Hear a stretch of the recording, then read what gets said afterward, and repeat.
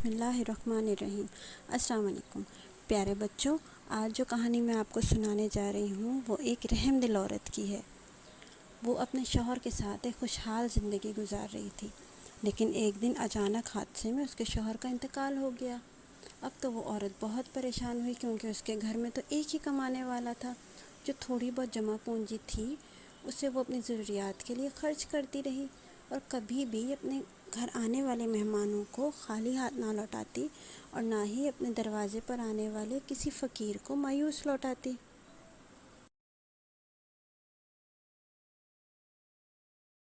تو بچوں، کہتے ہیں نا کہ رکھے رکھے تو قارون کا خزانہ بھی ختم ہو جاتا ہے۔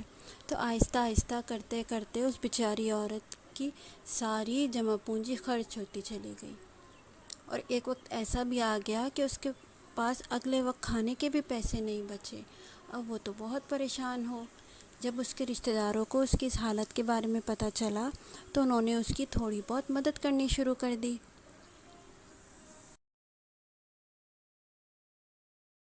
لیکن وقت گزرنے کے ساتھ ساتھ وہ رشتہ دار بھی پیچھے ہٹتے چلے گئے، اور انہوں نے اپنی مدد کرنا بھی کم کر دی۔ ایک دن وہ بیچاری اپنے باغیچے میں بہت اداس بیٹھی ہوئی تھی کہ اچانک اس کی نظر ایک چڑیا پر پڑی، جو زخمی حالت میں زمین پر گری ہوئی تھی اور بھوک اور پیاس کی شدت سے تڑپ رہی تھی، اور اس کا ایک پر بھی زخمی تھا۔ رحم دل عورت بھاگتی ہوئی اس چڑیا کے پاس پہنچی اور اسے بہت احتیاط اور محبت کے ساتھ اٹھا کر گھر کے اندر لے آئی، اور انتہائی آرام سے اس کے دوا بھی لگائی اور اس کو نرم نرم کھانا کھلایا۔ چڑیا کو جب تکلیف میں آرام آیا تو وہ سکون سے سو گئی۔ اگلے دن جب وہ عورت چڑیا کے پاس گئی تاکہ اس کی پٹی تبدیل کر دے اور کھانے کو کچھ دے دے، تو وہ یہ دیکھ کر شدید حیران ہوئی کہ چڑیا تو وہاں پر موجود ہی نہیں تھی۔ اب حیرت کی بات تو یہ تھی کہ ساری کھڑکیاں، سارے دروازے بند تھے، تو آخر چڑیا گئی کہاں؟ خیر، تھوڑی دیر تو وہ عورت بہت پریشان بھی ہوئی اور حیران بھی ہوئی، لیکن کچھ دیر میں وہ یہ چڑیا والا قصہ بھول گئی۔ پیارے بچوں، آہستہ آہستہ کرتے کرتے ایک ایسا دن بھی آ گیا کہ جو رشتہ دار اس کی تھوڑی بہت مدد کر دیا کرتے تھے، انہوں نے وہ مدد کرنا بھی بالکل بند کر دی۔ اب تو اس بیچاری کے پاس ایک وقت کے کھانے کے بھی پیسے نہ بچے۔ اس نے خدا کے آگے خوب گڑ گڑا کے دعا کی کہ یا اللہ، تو میری مدد فرما۔ آج بھی وہ رحم دل عورت اپنے باغیچے کی اسی کرسی پر بیٹھی تھی جہاں پر سے اسے وہ زخمی چڑیا نظر آئی تھی۔ تھوڑی دیر میں اس نے محسوس کیا کہ اس کے کندھے پر سرسراہٹ ہو رہی ہے۔ اس نے گردن گھما کر دیکھا تو اس کے کندھے پر ایک چڑیا بیٹھی ہوئی تھی۔ وہ عورت فوراً پہچان گئی کہ یہ تو وہی چڑیا ہے جس کی اس نے مدد کی تھی۔ پھر وہ چڑیا پھدک کر اس عورت کے کندھے سے اتری اور اس کے ہاتھ پر آ کر بیٹھ گئی، اور اس کی کھلی ہوئی ہتھیلی پر ایک بیج رکھ دیا اور فوراً سے اڑ گئی۔ وہ عورت سوچ میں پڑ گئی، لیکن جلد ہی اسے سمجھ آ گئی کہ ننھی چڑیا یقیناً اس کے اس احسان کا بدلہ چکانے آئی تھی۔ اس عورت نے اللہ کا نام لے کر وہ بیج مٹی میں بو دیا۔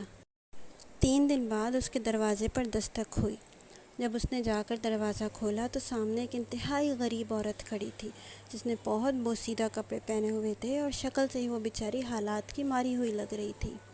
اس عورت نے رحم دل عورت سے کہا کہ مجھے کچھ کھانے کو دے دو، میں بہت دن سے بھوکی ہوں۔ رحم دل عورت اس کو منع نہ کر سکی اور اس کو اندر بلا لیا اور کہا کہ تم بیٹھو، میں کچھ کرتی ہوں، اور جلدی سے اپنے باورچی خانے میں آ کر ایک ایک مرتبان کو کھنگالنے لگی کہ شاید کچھ مل جائے، لیکن کچھ ہوتا تو ملتا نا۔ وہ بیچاری تو خود 2 دن سے بھوکی بیٹھی ہوئی تھی۔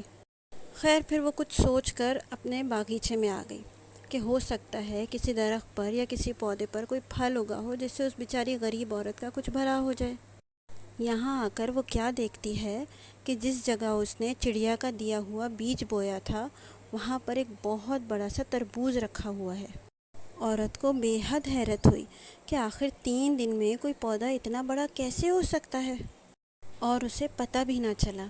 خیر، اس نے زیادہ نہیں سوچا اور جلدی جلدی تربوز کو توڑ کر اس غریب عورت کے پاس لے آئی اور اسے کہا، دیکھو، میں تم سے معذرت کرتی ہوں، میرے پاس زیادہ کچھ تو ہے نہیں، صرف یہ موجود تھا جسے میں لے آئی ہوں، اور امید کرتی ہوں اس سے یقیناً تمہارا کچھ نہ کچھ بھلا ضرور ہو جائے گا۔ ابھی بھی اس رحم دل عورت کو اپنے سے زیادہ اس عورت کی بھوک کی فکر تھی۔ پھر اس رحم دل عورت نے چھری اٹھائی اور تربوز کو درمیان سے کاٹ ڈالا۔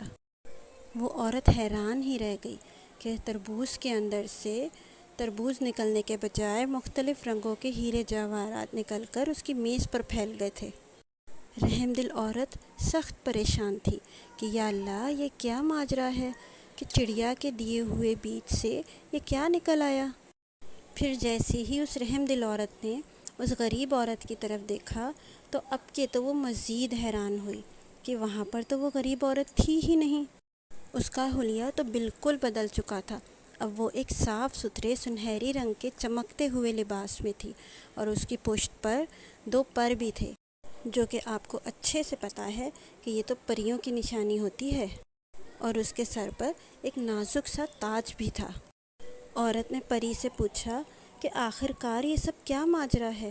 تو پری نے اس کو بتایا کہ اس دن باغیچے میں جو تمہیں چڑیا زخمی حالت میں ملی تھی وہ دراصل میں ہی تھی۔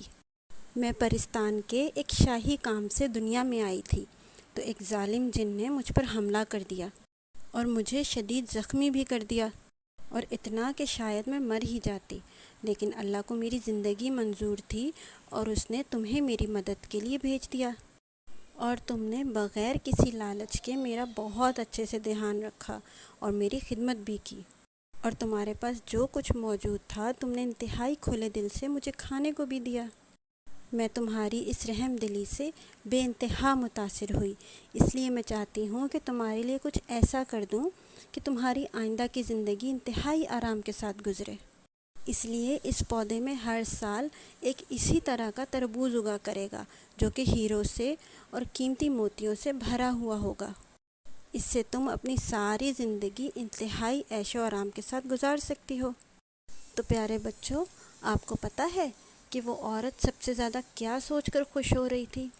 تو جناب، وہ عورت یہ سوچ کر سب سے زیادہ خوش ہو رہی تھی کہ اب اس کے دروازے پر آنے والا کوئی بھی غریب خالی ہاتھ نہیں لوٹے گا، بلکہ وہ اس کی دل بھر کے مدد کر سکے گی اور ہر آنے والے مہمان کی بھی بہت اچھے سے خدمت کرے گی۔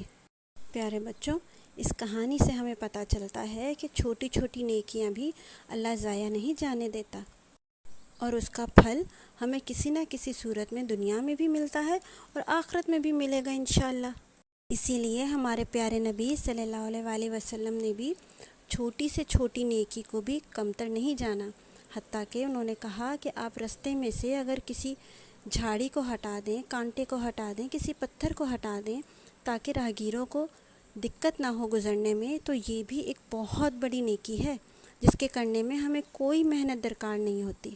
اور آپ کو پتہ ہے، جب ہم اللہ کی مخلوق کا خیال رکھتے ہیں تو اللہ ہمارا خیال رکھتا ہے اور ہم سے بہت مہربانی کے ساتھ پیش آتا ہے۔ اور اللہ کی مخلوق میں انسان بھی آتے ہیں اور جانور بھی اور پرندے بھی۔ تو بچوں، پری کے اس قیمتی انعام پر ایک لائک تو بنتا ہے، اور اگر آپ مزید اچھی اسی طرح کی کہانیاں سننا چاہتے ہیں تو اس چینل کو سبسکرائب کرنا مت بھولیے گا۔ اللہ حافظ۔